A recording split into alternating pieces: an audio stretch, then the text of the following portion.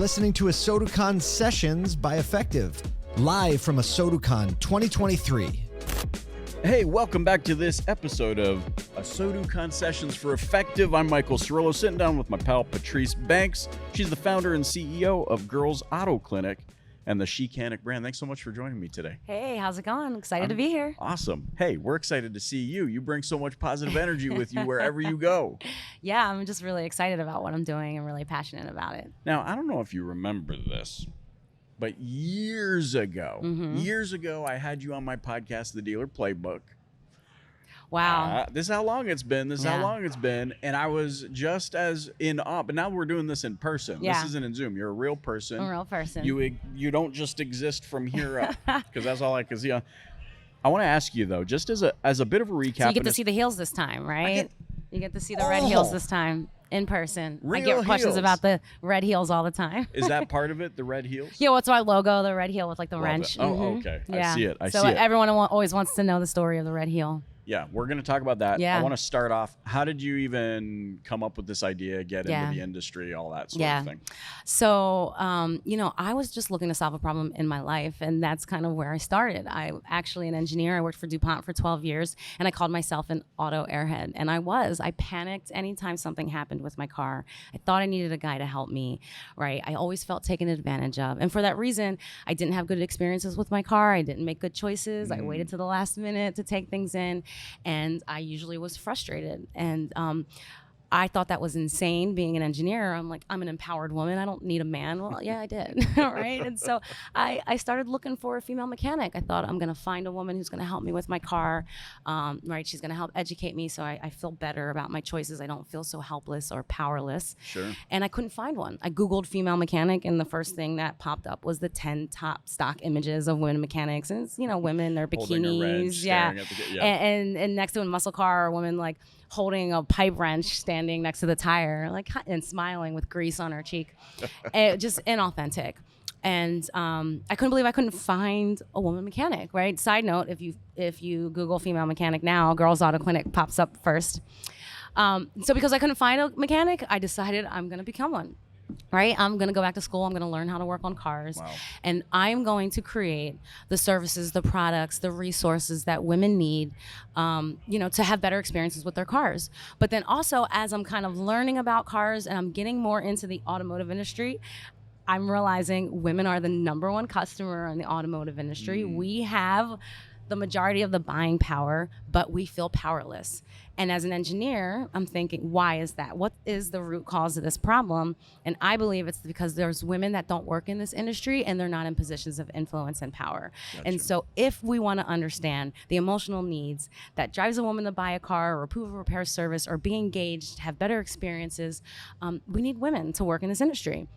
And so Girls Auto Clinic came more of about, we're not just trying to provide like an auto repair center, we can work on women's cars, but the whole purpose is, how do we solve this problem? Which means, how do we get women into the industry and how do we get them in positions of influence and power? So that's everything Girls Auto Clinic and She-Canic does, is it's geared towards women and that main goal. So we do the auto repair center, we hire and train women mechanics.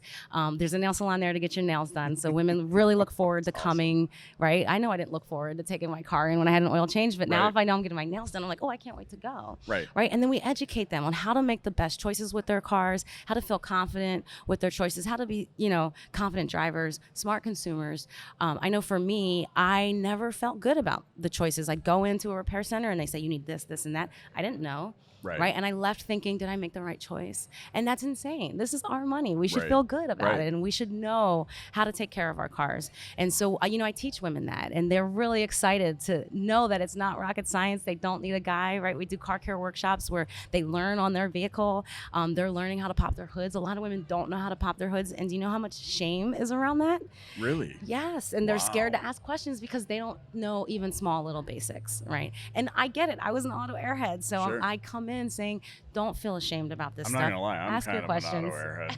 I'm like, I know that pedal makes me go forward or backward. Stop giving the secret away and giving away guys, because I find they are too, but they don't present themselves in that way, or it's not something men Yeah. are supposed to say, right? Sure. They're like, yeah, I know about cars. Maybe it's because I have 4 sisters. You think I have 4 sisters, Probably. no brothers? They're like, you can be vulnerable and admit you know Yeah. nothing about cars. Yeah. They probably may even know more. Yeah. And if you do pretend, we're gonna hit you over the Yeah. head with something. You know what's interesting is we get a lot of men that come. The people say, you know, do you have male customers? Absolutely. Right. So even we've had men come to the workshop because they want to know, right? They Sure. want to learn about their cars, and just the days of having like, you know, the shade tree mechanic or just being able to work on your own car is really limited. So a lot of men don't understand the basic knowledge. I call it like turn the key and go, right? Right, That's yeah. all we really know Yep. about cars. Uh-huh. And they don't know basic things like how to change a tire or even putting air in your tire, checking your oil, right? What does it mean if a dashboard light comes on, and how do I decipher that? Actually, I had a girl call them emojis, a dashboard emoji, and now I'm going to start calling them emojis. I love it. She said my oil change emoji came on the other day.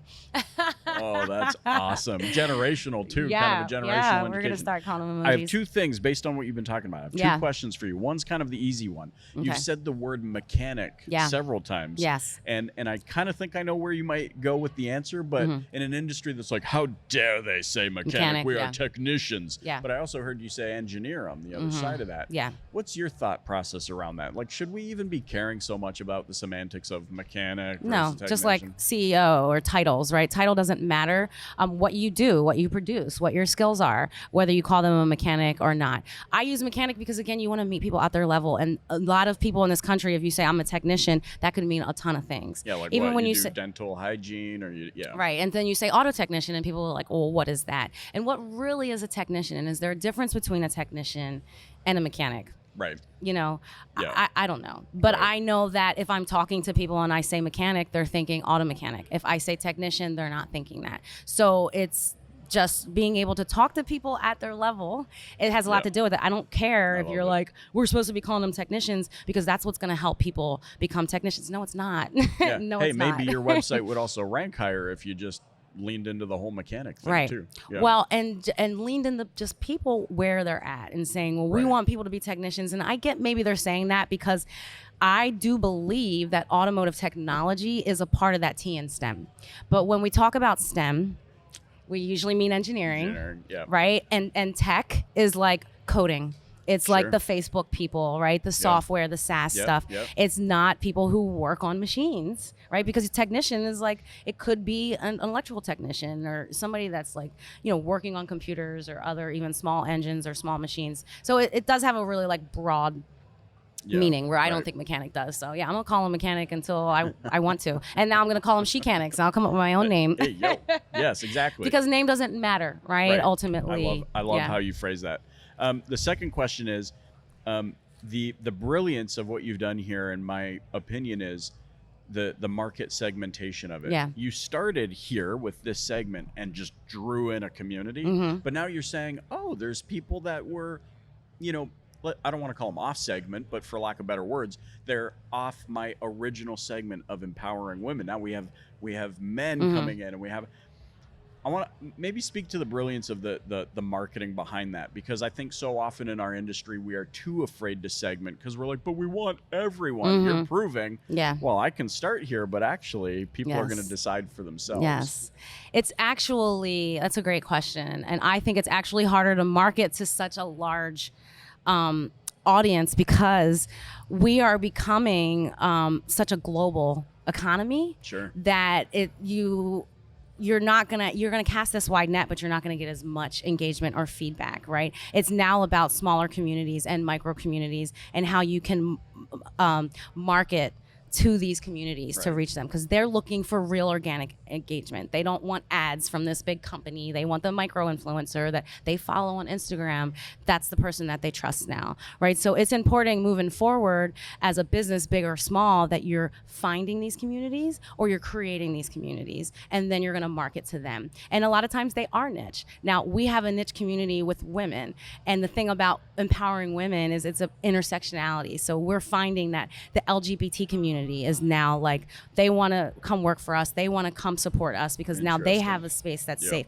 But Yep. also minorities and black and brown people, because you don't see a lot of black and brown people as owners in the automotive industry, and they're coming and want to work for us because they feel like it's a safe space, right? And so if you have a niche, right, and you're finding that audience, it's not even just about pivoting, it's providing something that people need.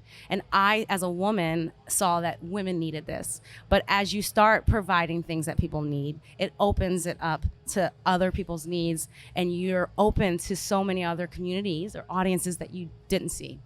Yeah, right. Yeah. And so I think it is important to kind of start out small, to find a community, to find a niche, and then grow it from there, because you're gonna get organic. You're gonna find, like, my Chicana community, 15,000 women. These are my true fans, right? They follow me wherever I go. They're gonna buy whatever I say, right? And then you expand that. And ultimately, I believe, like, for a business to be successful, you just need your 1,000 true fans, right? And they're gonna talk about you, and they're gonna help share and get your information out, right? So that's what we did, and now our marketing is word of mouth. We don't even need to do ads, and people are hearing about us everywhere. Yep. Yeah, it's brilliant. You have business for years and years and years to come because you built a community. Yep, exactly. Yeah, nobody saw that, right? Like, when I first started out, I'm telling people, my car care workshops, they are extremely popular. Women will travel from all around the country to come. I've had women drive from Atlanta, from Toronto, to attend these workshops, right? Because they're just